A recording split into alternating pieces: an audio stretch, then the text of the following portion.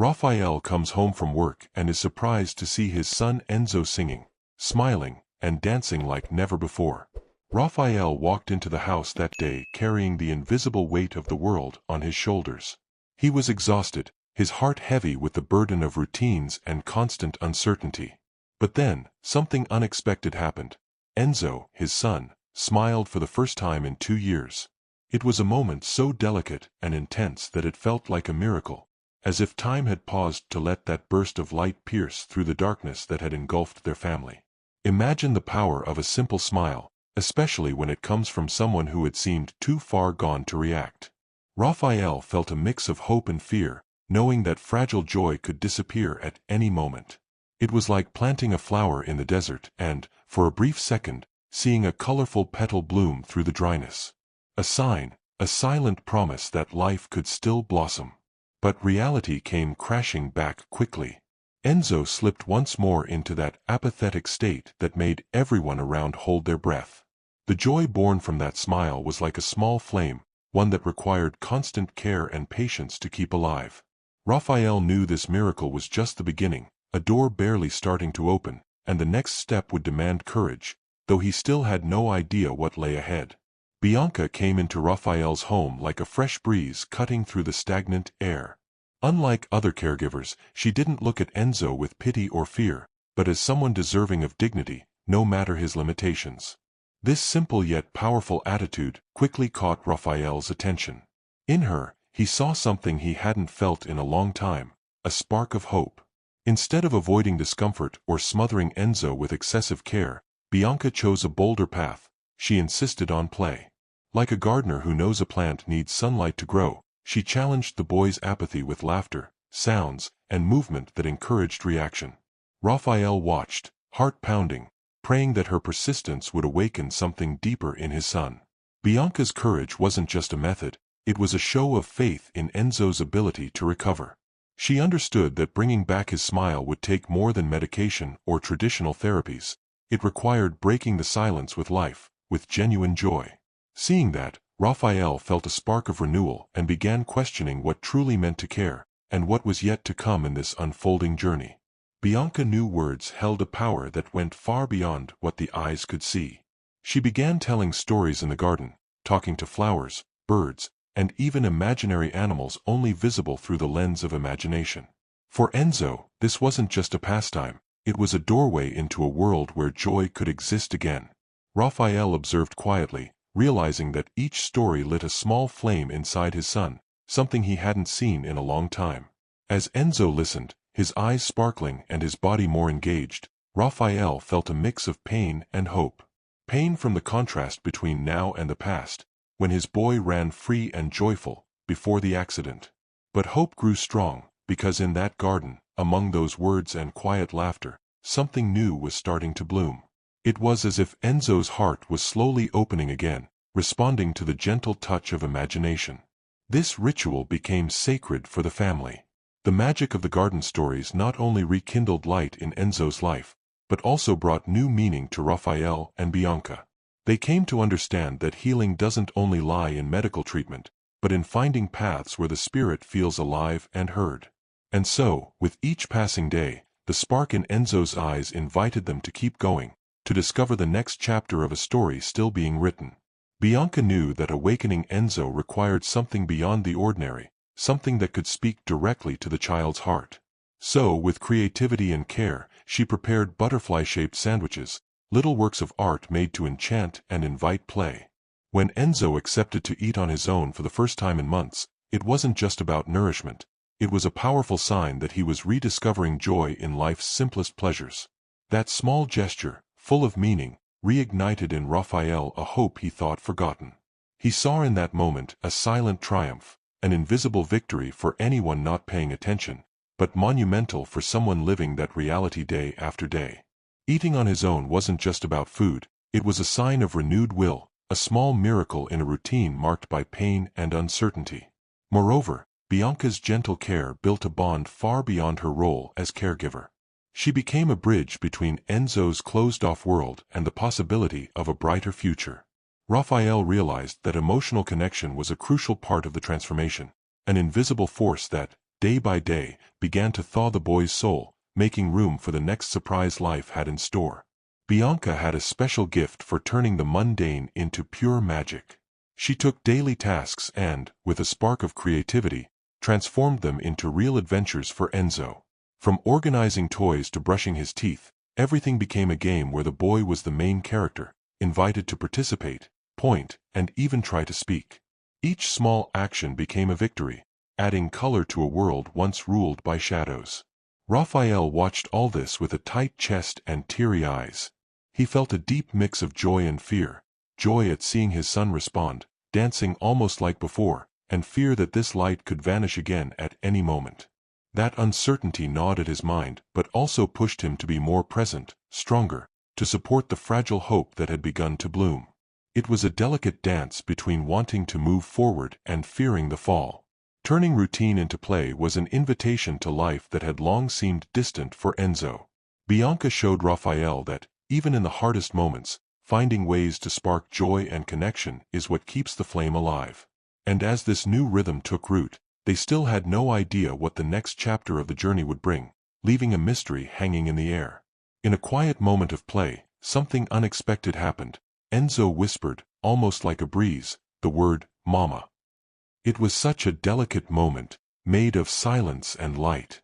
For Raphael and Bianca, that tiny word carried the weight of a mountain, a sign of real progress, a bridge linking past to present, showing that Enzo still held precious pieces of who he used to be. That whisper brought a wave of emotions nearly impossible to contain.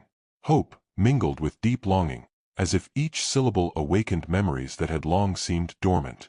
Bianca, wise and calm, celebrated the milestone gently, understanding that recovery comes in small, steady steps, each victory to be embraced without haste or exaggeration. Raphael learned then that delicacy is a powerful ally. Not every achievement needs fireworks. Sometimes, the greatest impact lies in quiet recognition, in the patience that allows progress to shine without pressure. And even with that victory, the future still held its share of challenges and surprises, waiting to be revealed in due time. When Veronica appeared at the door, Raphael felt as if time had collapsed in on itself. Her resemblance to Amanda was so striking that, for a moment, he wasn't sure if he was awake or dreaming. Enzo, upon seeing her, stepped back in fear, confused by the face that looked like his mother's but lacked the warmth only Amanda could convey. It wasn't just looks, it was the energy, the harsh gaze, the absence of affection. The reunion brought more confusion than comfort. To Bianca, Veronica's arrival was a red flag. She immediately noticed Enzo's discomfort and the imbalance her presence brought into the home.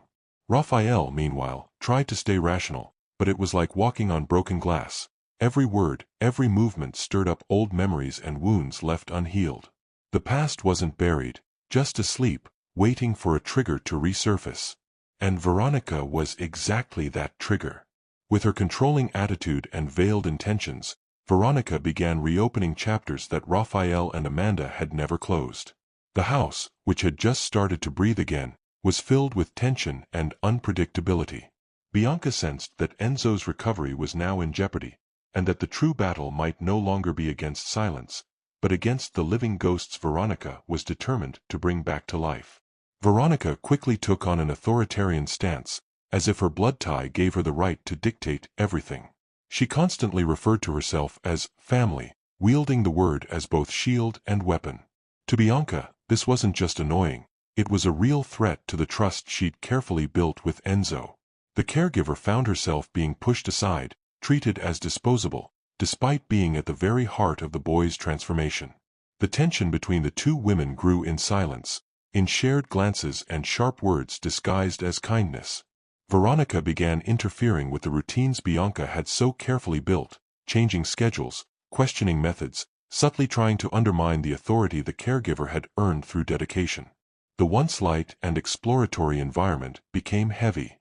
And Enzo, sensitive to everything, reacted with restlessness and withdrawal, as if he could sense the imbalance around him. Bianca knew this wasn't just a power struggle, it was something deeper, a fight for space in Enzo's heart and for the narrative that was being rewritten. Raphael, caught between loyalty and uncertainty, hesitated to take sides, which only made Bianca feel more alone.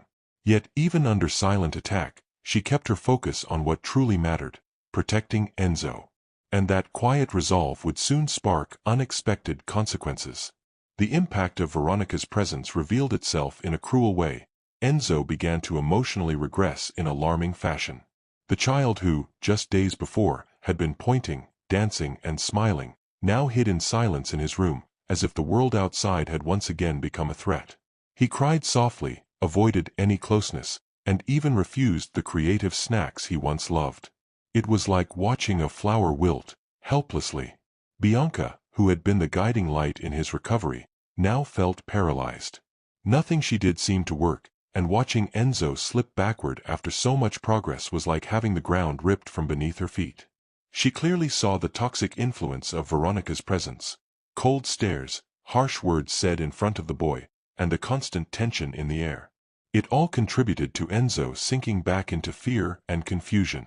But the cruelest part was feeling utterly powerless. Raphael, gripped by inner turmoil, took too long to grasp the seriousness of the situation. While he drifted between nostalgia and denial, Bianca felt the full weight of responsibility alone. She knew Enzo's regression wasn't just a phase, it was a silent cry for help.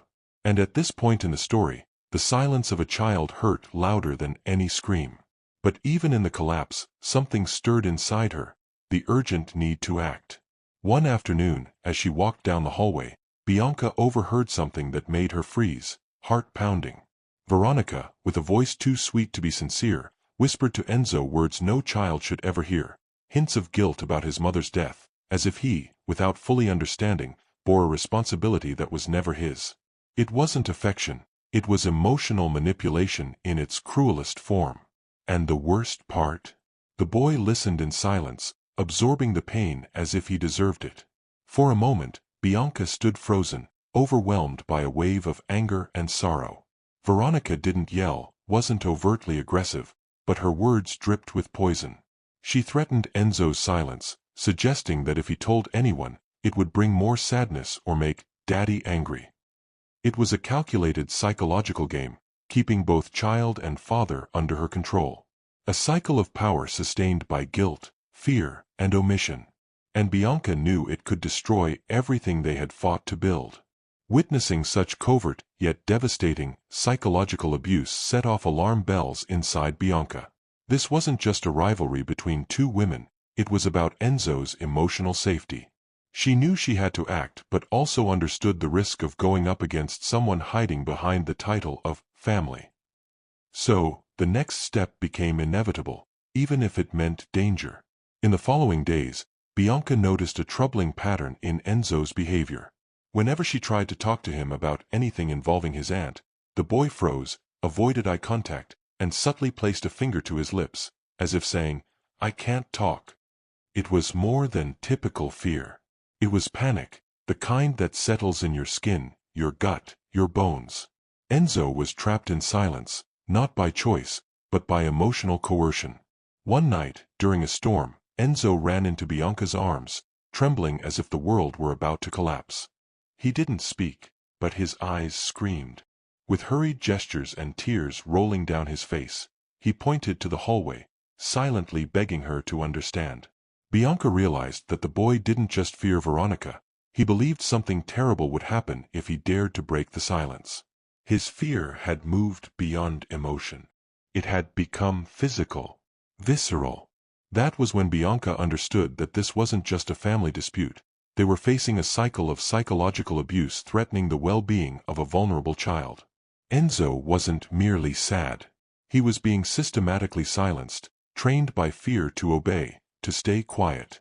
And in that kind of invisible prison, the only way out was to confront what most people choose to ignore.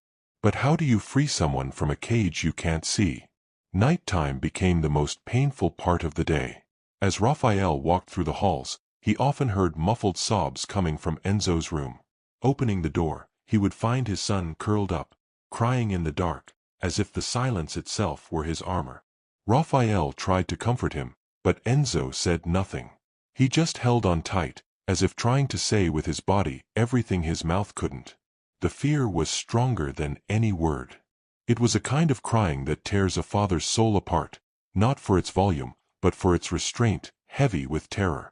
Enzo, when he looked at Raphael, showed a massive effort to protect his father from the truth. It was as if he'd been convinced that speaking up would endanger him. Bianca noticed this too, seeing how the nights revealed an anguish the days tried to hide. This was no longer just sadness, it was active trauma, alive, working in silence. This nightly suffering created an atmosphere so thick it was hard to breathe. Raphael found himself torn between what his heart was screaming in silence and what his mind tried to rationalize. Bianca, meanwhile, watched with clinical awareness and a heavy heart. She knew that time was critical. The longer that fear lingered, the deeper the scars would be.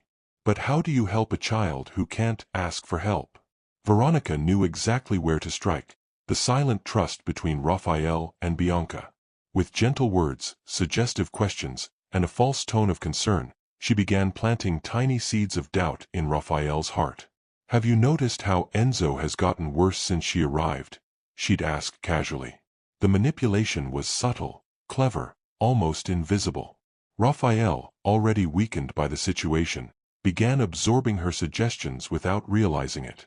Veronica's strategy was clear: divide and conquer. She made up things Bianca never said, claiming the caregiver blamed Enzo for his condition or questioned Raphael's competence as a father. These lies, delivered with a convincing tone, further clouded Raphael's already overwhelmed mind. He didn't know who to trust anymore, the results he'd seen with his own eyes or Veronica's sweet voice claiming she only wanted to help. The conflict was quiet, but corrosive. Bianca, for her part, sensed the shift. Raphael's gaze was no longer the same. His questions came laced with hidden suspicion. It was like being surrounded by emotional fog, where everything she said seemed suspect. Veronica was winning the war without ever raising her voice, using only the power of doubt.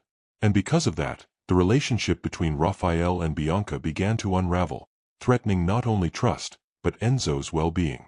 Under pressure from Veronica's relentless insinuations, Raphael finally explodes. He confronts Bianca with confused accusations about things she never said or did. The pain in his voice is real, but the source is tainted. "You said Enzo was a burden? That he needed to get over things on his own?" The words cut like blades. Bianca, stunned, firmly denies it, but realizes the trust between them has already been poisoned. What hurts most is not the accusation itself, but the fact that Raphael believed it.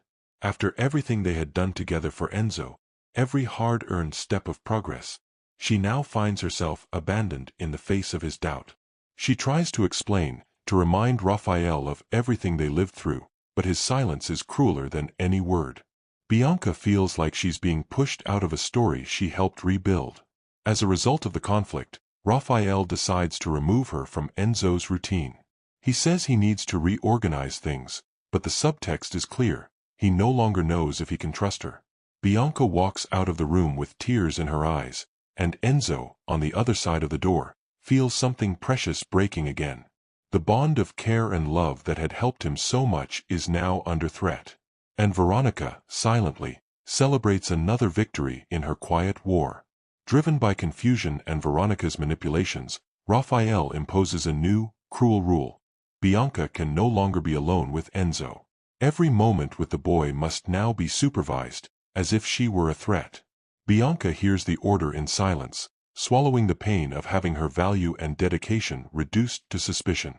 To her, it's not just a professional limitation, it's an unspoken accusation. Enzo feels the change immediately. When Bianca tries to approach, he watches her with sad eyes, expecting someone to interrupt. The bond of trust, so carefully built, begins to crumble. Within days, the boy stops eating again, refuses to play, and spends long hours in silence, hugging his pillow.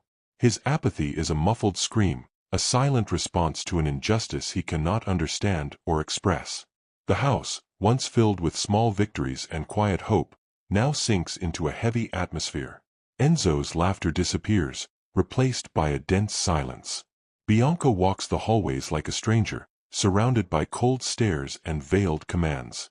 And Raphael, without even realizing it, watches his son's joy slip through his fingers, the consequence of a decision guided by fear, not love. With the observant eyes of someone who has learned to read between the lines, Bianca begins to notice cracks in Veronica's flawless narrative. The story about 2 years in Europe starts to fall apart when Bianca finds an electric bill in another woman's name, issued at an address just a few blocks away, and dated only 6 months prior.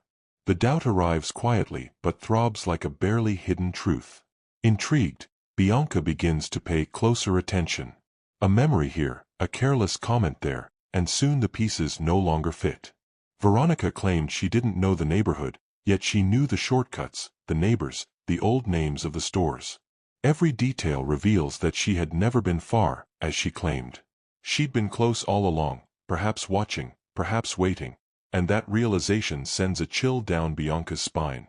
This discovery transforms suspicion into urgency. Bianca realizes Veronica is hiding much more than an address. Perhaps she's hiding her true self. What is she really after? What is her true connection to Raphael and Enzo? And why did she return now, like a shadow that already knew every corner of the house? The feeling is unmistakable. Old secrets are being unearthed, and Veronica didn't reappear by chance. Bianca accidentally overhears a conversation that freezes her blood. Behind a half-open door, Veronica whispers to Enzo that if he tells his father anything, something very bad could happen to Raphael. Her tone is soft, almost motherly, but laced with veiled threat. The boy, wide-eyed and curled into himself, just nods, trying not to cry. The scene is silent but devastating. A pact of fear has been sealed. From that day on, Enzo changes. He begins wetting the bed again, avoids eye contact, and refuses to talk about his feelings.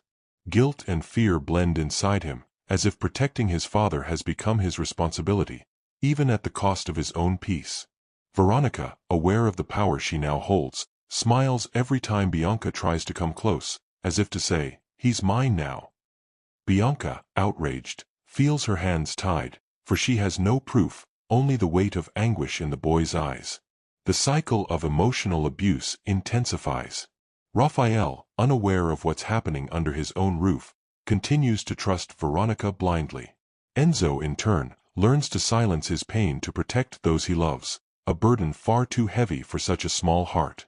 And Bianca, desperate, begins to realize that if she doesn't act soon, the soul of that little boy might be shattered forever. While picking up papers from Enzo's bedroom floor, Bianca finds a drawing unlike the others. In it, 2 women with the same hairstyle argue inside a moving car, while the boy is drawn curled up in the back seat. The image is raw, but full of details only someone who witnessed everything could depict. Most disturbing of all, the car is shown falling, and one of the women disappears around the bend. Bianca sits down, her heart racing. When she gently shows the drawing to Enzo and asks what it means, the boy simply points to the figure who stayed in the car and whispers, "She screamed, then she was gone." Bianca realizes this isn't imagination. Enzo saw the accident. And more, he saw Amanda and Veronica arguing behind the wheel before the tragedy happened. The truth, long buried beneath trauma, begins to surface in crayon strokes. The revelation is a seismic shock. What once seemed like a tragic accident now bears the shadow of intention. Bianca realizes that the argument may have caused the crash, and that Veronica is hiding something much darker. Torn between urgency and fear, she starts piecing everything together. Enzo's innocence was the key, and now, the truth threatens to explode within a home where everyone believed the past was already buried. Bianca barely has time to hide the papers before sensing Veronica's presence behind her. The woman leans against the doorframe, arms crossed, wearing a smile that doesn't reach her eyes. "Looking for something?" she asks in a low, menacing voice. The silence between them is heavier than any scream. Bianca doesn't respond, but her steady gaze says everything. She knows. Veronica steps closer, slowly, until their faces are nearly touching. "Some curiosities can come at a cost," she whispers before turning and walking away.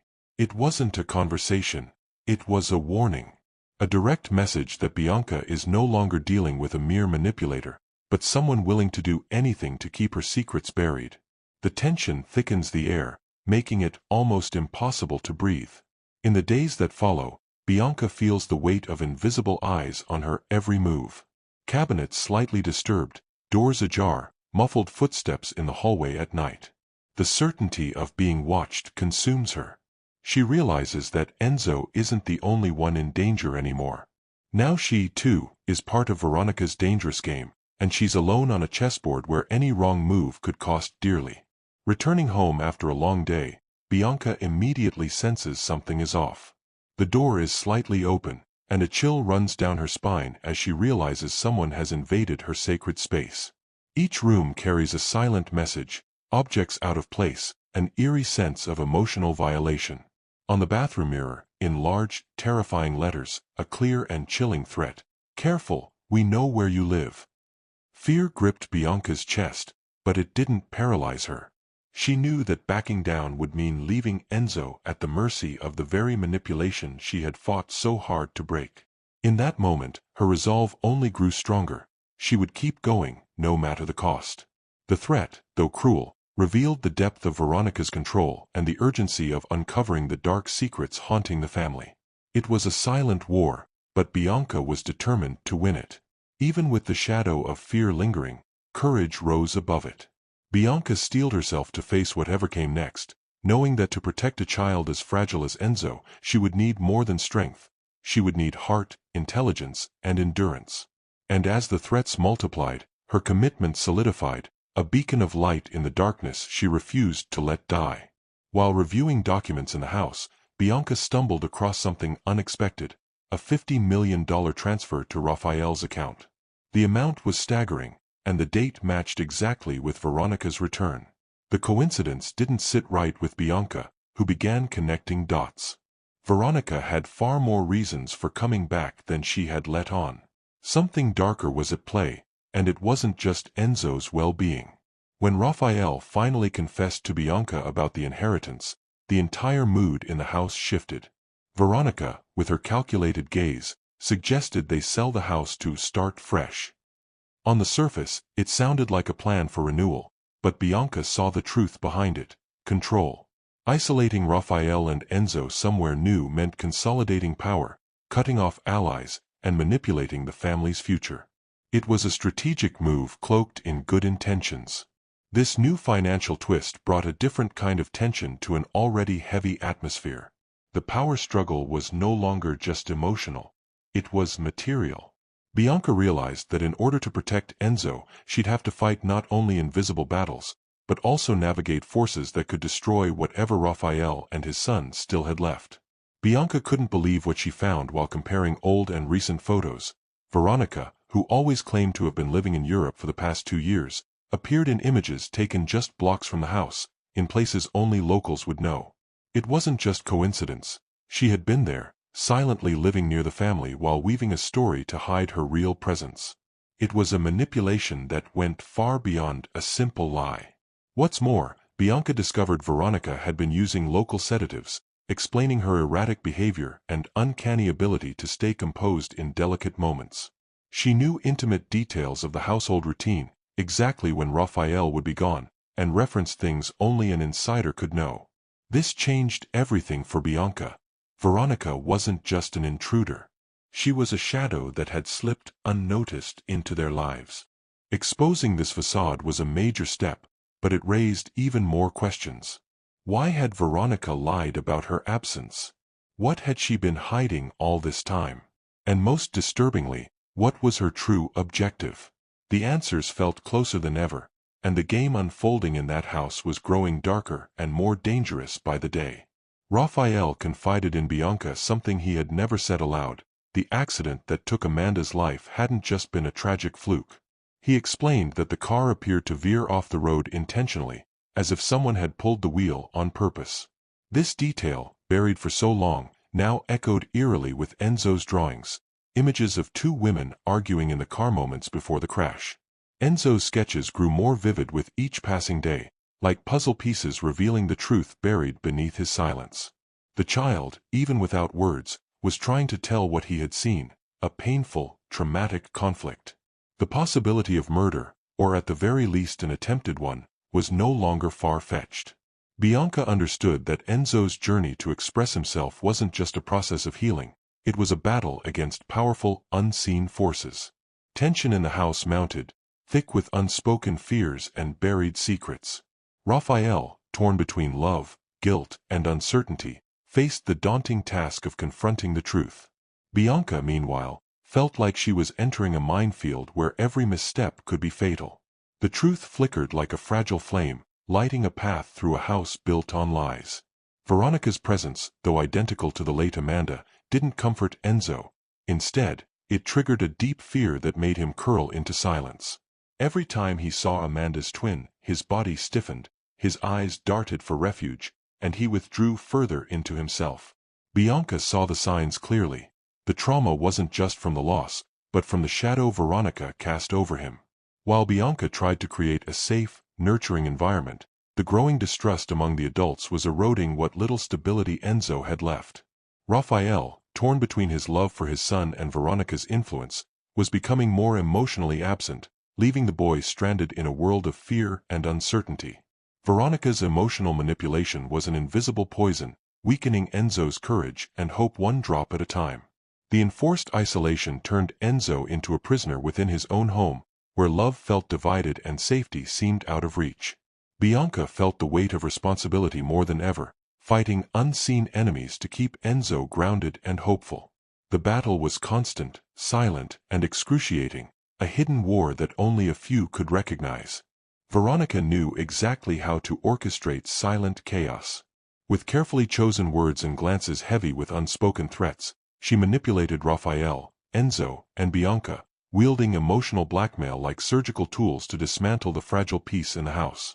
Every insinuation had a purpose: to destroy trust and keep everyone within her control. Bianca, even while aware of the trap, felt the crushing weight of these invisible threats. Each day, the tension grew thicker, turning even small gestures into causes for suspicion. Veronica didn't stop at words. She followed Bianca discreetly, eavesdropped, and even sent anonymous messages that kept her on edge. She knew where Bianca lived, who her friends were, and used that information to instill a constant sense of danger. It was like being trapped in a web where every move was monitored and manipulated.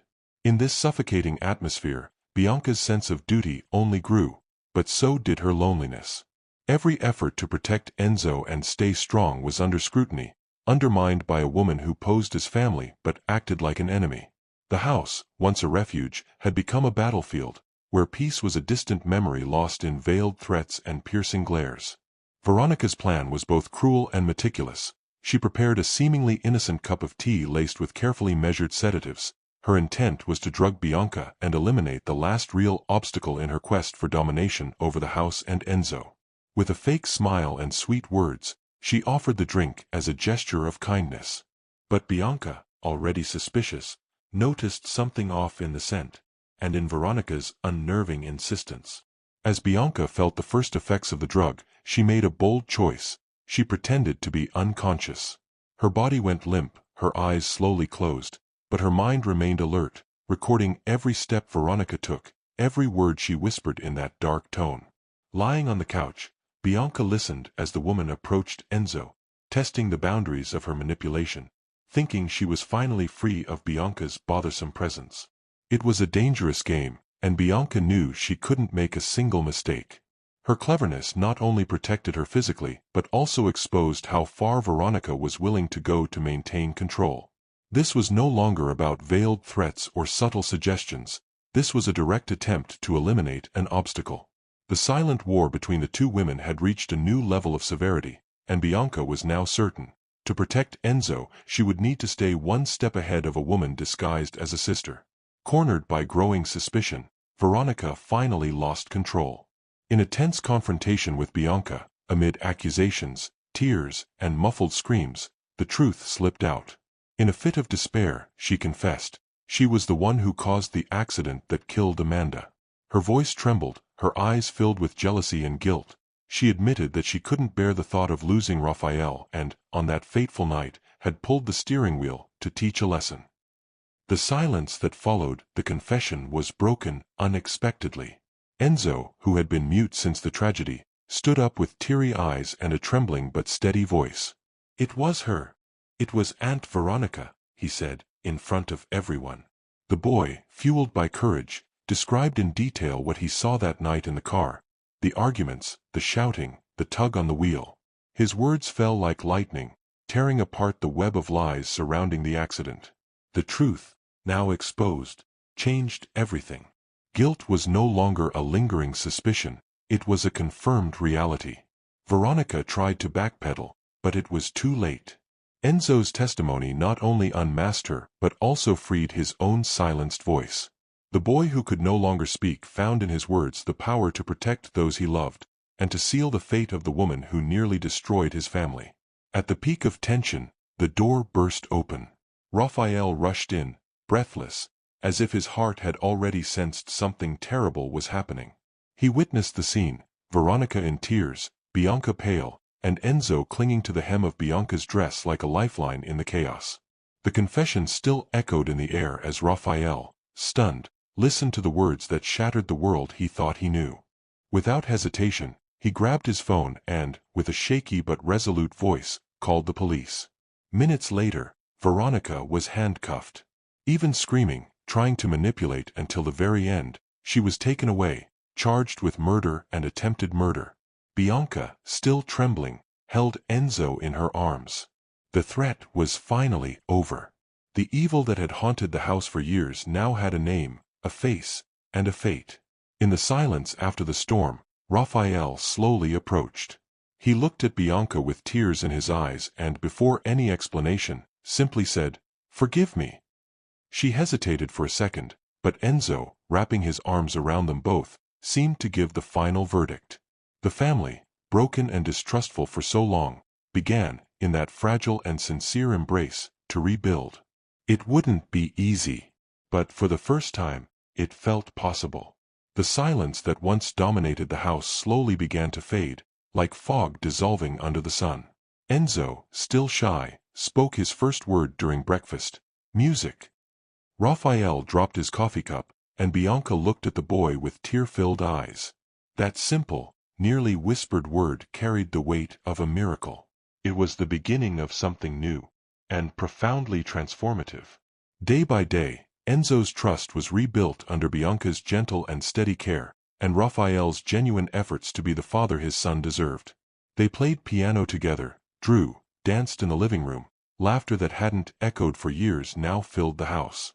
The memories of fear still existed, but they lost their power against the love that was growing. Life began to pulse again. The house changed. Windows stayed open longer, the garden bloomed brighter, the kitchen filled with scents and voices. There were no promises of perfection, but a silent pact of truth, presence, and affection emerged. The boy who once silenced himself out of pain now hummed softly while painting next to the woman who protected him, and the father who had finally awakened. The family, reborn from the ashes, was learning how to breathe again. Time passed sweetly. What started as shared suffering turned into something deeper. Raphael and Bianca grew closer slowly, like someone learning to play an instrument for the second time, with more sensitivity, with more honesty. Every gesture was thoughtful, every glance filled with gratitude. Enzo, now smiling, was the living bond between them, celebrating every small step of this new phase. 6 months later, on a golden afternoon, Raphael led Bianca to the garden where she used to tell Enzo stories. There, among daisies and soft sunlight, he knelt down with quiet emotion. "You saved my son, and you saved me too. Will you keep saving our lives, every day?" Bianca cried without words, but her "yes" came in the form of a tight hug, filled with promise and new beginnings.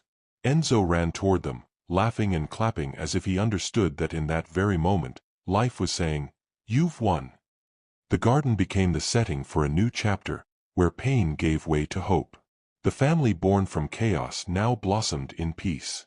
Love, respect, and truth sealed their bond, and the future, for the first time in a long while, felt full of light.